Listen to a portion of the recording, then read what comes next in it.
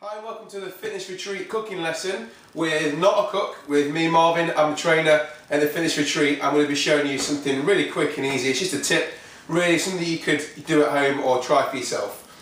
You need grass-fed lean meat. First of all, I'm using today some beef. You need some egg whites. I'm using some chopped onions. Other things that you might want to include might be chilies, garlic. The seasoning I'm going to use, I've got some salt, some black pepper and some mixed herbs.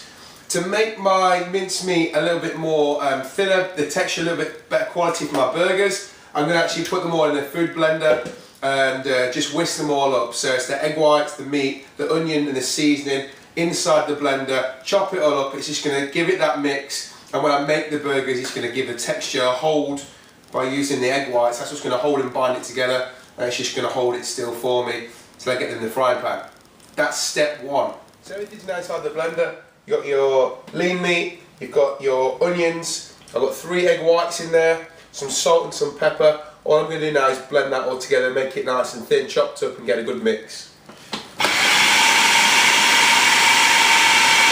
you can see then, everything's now chopped up, it's finely mixed. So what we're going to do is we're going to make the actual burgers. So just grab it in a clump.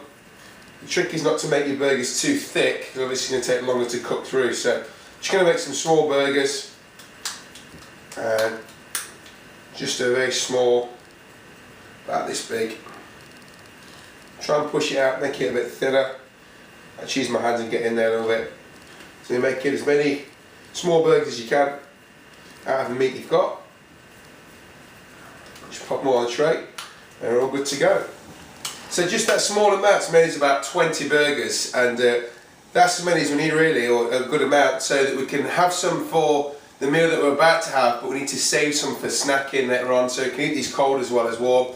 So we're making too many on purpose, so that we're planning ahead for the next, or the rest of the day, or the next meal.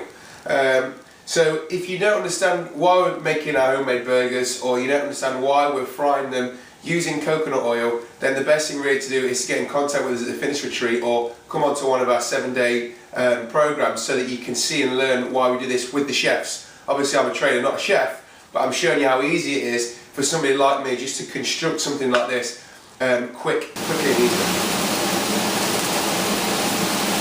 And finally, the end result are my homemade burgers. Now these are really quick, easy to make, as I've always said all the way through. And if you want to know more information about why we're cooking this way, or the process of putting the burgers together, then that's fine. You can get in touch with us at admin@fitness-retreat.co.uk.